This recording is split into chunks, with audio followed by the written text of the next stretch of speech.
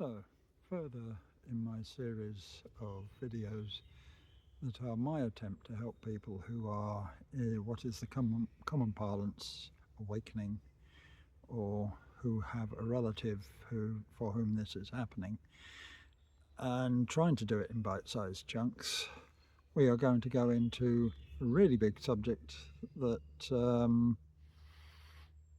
really can't be put into a bite-sized chunk, but I will do my best. That is the nature of existence as it is.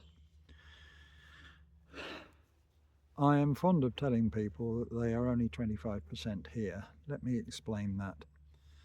In the way that I see things and the way that has been explained to me, we have a higher self.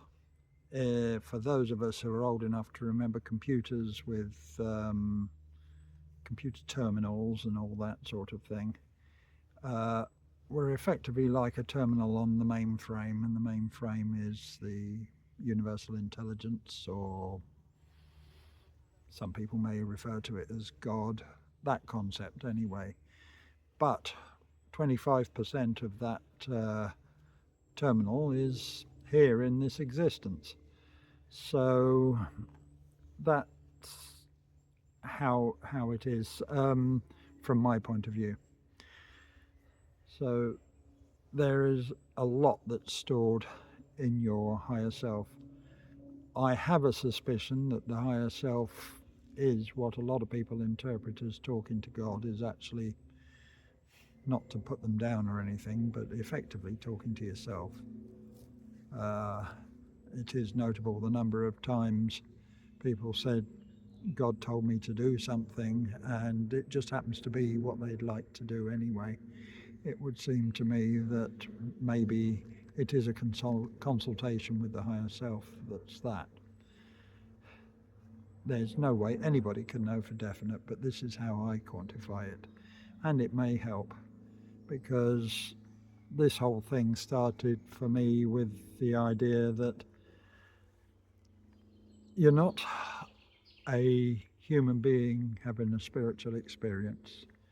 You are a spiritual being having a human experience. And this is one of many trips to the classroom that you're in right now. So we also have what is best described as guides. This is an arrangement that people have come to before they have entered this earth, or before they're born, where they have come to an arrangement with somebody, usually somebody who has already been here at one point or another, to oversee, if you will, the experience of being in the physical. And they're always there, they're always watching. They do try to stop you cocking things up, really, or making a fool of yourself. But sometimes that's what you need to do to learn. And other guides pop in and out with the idea of helping you. So on that day that you can't find your car keys, and you search around the place and you look everywhere you think to look, and then eventually you find them exactly where you've looked 4 times before. As far as I can see, this is one of your guides, probably your major one, effectively hiding them from you because they could see that a problem was going to come up that you didn't need, or that you needed to be delayed so that you would meet with somebody you needed.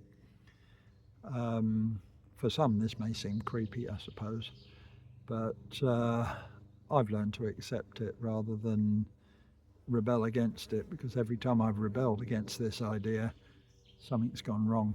So they are trying to help you.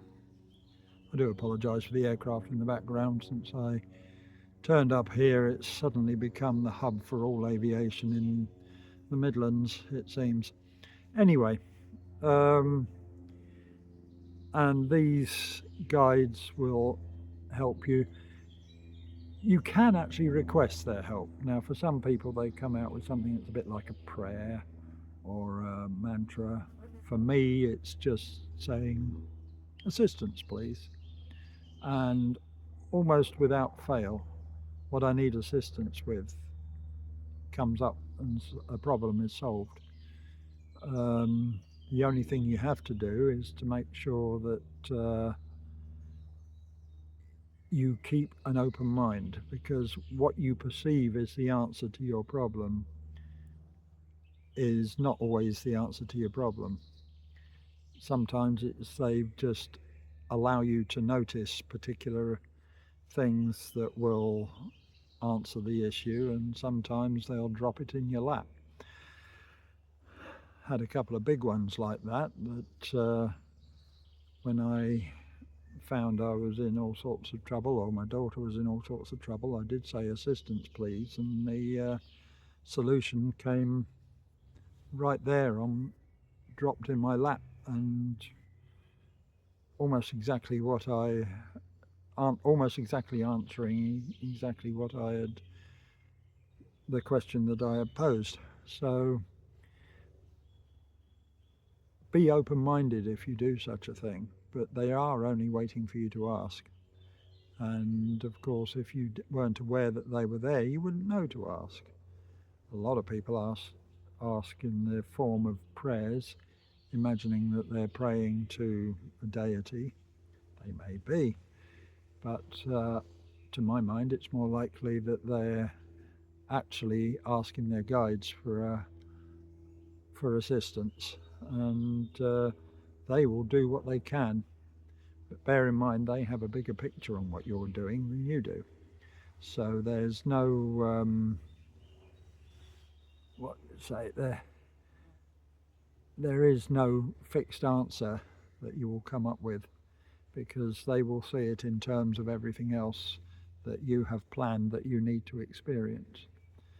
And also, because of this pre-birth plan, if you want to call it that, is the reason why some people have crappy lives, and why some people have good lives. Some end up being wealthy, some end up being badly injured. It is all pre-planned out. Now, there's people who believe in a benign and benevolent God find it very difficult to rationalize this, if you will. But if you regard this existence as, what's the best way to put it? Kind of shorthand, use a sort of virtual reality game. It's hugely more than that, but that's the best way I can describe it at the moment. Then our full concentration is in this existence, and we can't see that picture, and we see it all in terms of what we are experiencing now. Because when you finally leave this physical existence, it will all seem a lot in the distance, and you will remember a lot of what you needed to learn, and you look back and think, okay, that's what all that was about. But while we're here in this existence, it is all very, very important to us to interact with this stuff. Doesn't mean you shouldn't bother doing anything, because it won't matter in the long run anyway. Otherwise, that negates the purpose of being here in the first place. So I would suggest that you do your best to interact with life as it is, but occasionally you need to kick up the backside from the other side, and they will attempt to do that. I mean, there's a limited physical amount they can do, and because there's so much distraction going on in this life, you're going to miss some of the signs. So that's where the likes of meditation and self-reflection are helpful. We'll get into the meditation thing on another video, and I can possibly help you get into that idea. So anyway, really it can't be into a potted little video like this, but if you start thinking about things in those terms, I'm not saying don't be religious, don't believe in a God, whatever, but do allow your consciousness to expand, to see what the possibility is of a bigger picture than your particular religious dogma would have you interact with, because sometimes it is rather restricting. It's a bit like looking through a little keyhole into a huge universe and only interacting with the little bit you can see. There's so much more to it than most people would imagine. So it's a huge thing, and it could take some people a lot to get their head around. And to be fair, I haven't got my head around it entirely yet. But this is how I have managed to rationalize. That's probably the wrong word, because the moment you rationalize things, you can rationalize them out of existence. So that's possibly the wrong word, but this is how you can possibly make sense of what's happening to you, especially if you've had various experiences that don't seem to make any sense in this physical world. It's if you think about it in wider terms, it could start to make more sense.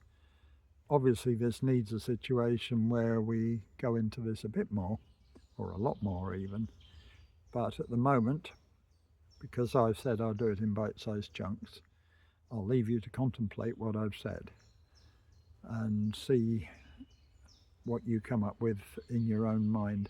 I would recommend you read various books, and even these days watch YouTube videos. They weren't really much of an option when I first realized things were different from what I thought they were.